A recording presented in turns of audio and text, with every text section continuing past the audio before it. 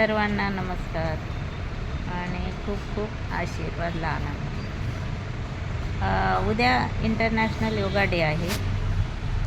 त्यानिमित्त मी हा व्हिडिओ बनवत आहे. तर मला काय वाटतं म्हणजे योगाबद्दल ते मला सर्वांना सांगायचं. तर मला असे वाटते की योगा हा प्रत्येकाने करावा. तुमचं शरीर सदृढ राहण्यासाठी. शरीर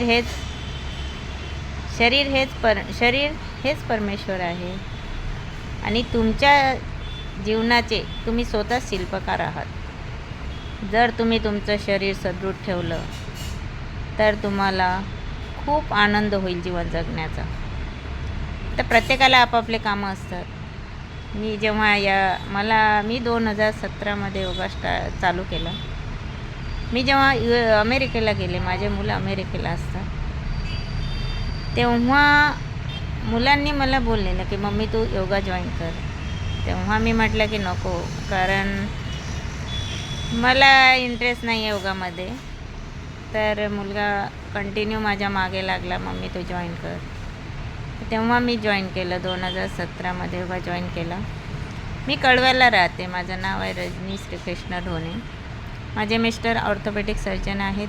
आमचं हॉस्पिटल आहे आणि त्यांनासुद्धा योगाचा खूप आवड आहे आणि ते पेशंटच्याकडूनसुद्धा व्यायाम हा एक्सरसाइज करून घेतात.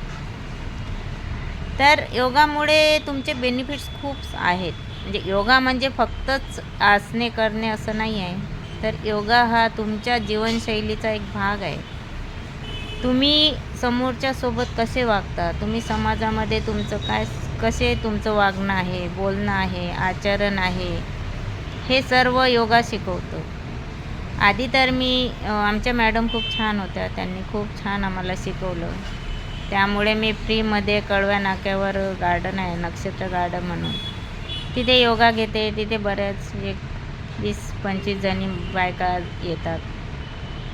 त्यामध्ये काही 70 वर्षाच्या आहेत, काही 65 वर्षाच्या आहेत, काही 60 वर्षाच्या आहेत. परंतु प्रत्येकजण लेडीजला काम असतंच. कुणालाही म्हटलं योगा करा तर प्रत्येकजण म्हणतात नाही आम्हाला वेळ नाही आहे. हे काही रिझन नाही झालं की बाबा तुम्ही योगा नका करायला म्हणून. मग तिथे मी योगा करीत असताना मला कोणीतरी म्हणजे माझ्याच योगामधल्या लेडीजनी सांगितलं की तुम्ही अंबिका योग आश्रममध्ये योगा जॉईन करा. तर मी तिथे जॉईन केलं. तर तिथे मला खूप चांगला अनुभव आला. तिथे पूर्ण प्राणायाम भरपूर शिकवतात. प्राणायामवर जास्त भर आहे त्यांचा. प्राणायाममुळे तर तुम्हाला खूपच फरक पडतो. तुमच्या स्वभावामध्ये एकदम चेंजेस येऊन जातात. तुम्हाला कोणी काही बोललं, कोणी काही केलं तर तुम्हाला अजिबात त्याचं काही वाईट वाटत नाही. पूर्वी मला खूप त्रास व्हायचा, परंतु आता मला अजिबात त्रास होत नाही.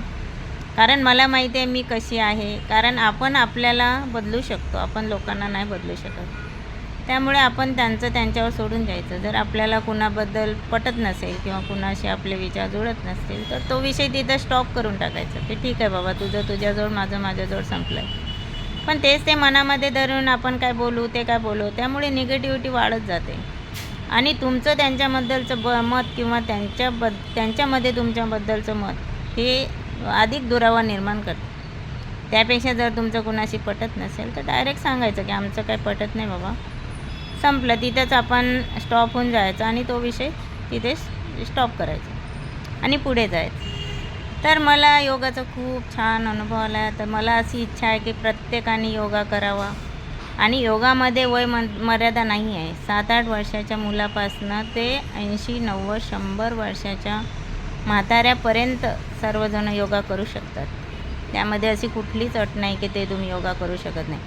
इतर व्यायाम प्रकारामध्ये तरीसुद्धा तुम्हाला म्हातारे लोक जिममध्ये नाही जाऊ शकत आणि योगाला असं काहीच लागत नाही. त्याला काही तुम्हाला साधनं लागत नाही किंवा वेगळा असा आहार लागत नाही.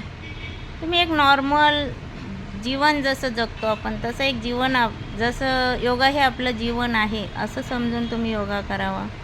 आणि परमेश्वराने आपलं शरीर काय सुंदर बनवलं आहे. तुम्ही जर त्याचं विश्लेषण बघितलं तर शरीरामध्ये काय काय आहे आणि किती कार्य एका वेळेला चालू राहतं. आपल्याला थोडंसं लागलं तर लगेच कळतं लागलं.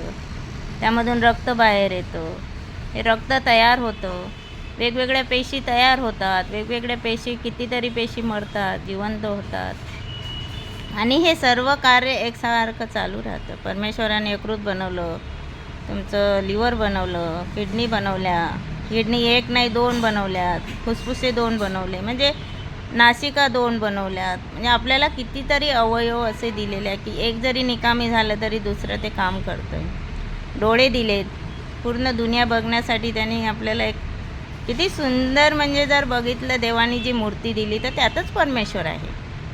परमेश्वर तुम्ही मंदिरांमध्ये जा, करा, मी असं म्हणत नाही करू नका, पण तुमचं आचरण त्या पद्धतीने झालं पाहिजे.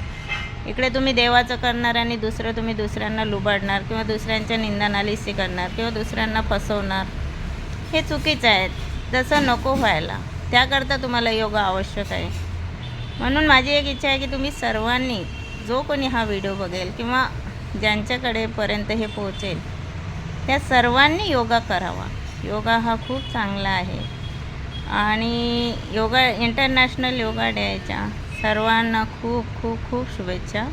सर्वजण हेल्दी राहा, सुखी राहा, आनंदी राहा आणि दवाखान्यांपासून, डॉक्टर लोकांपासून लांब राहा, एवढीच माझी तुम्हाला विनंती आहे. हरिओम तत्सत.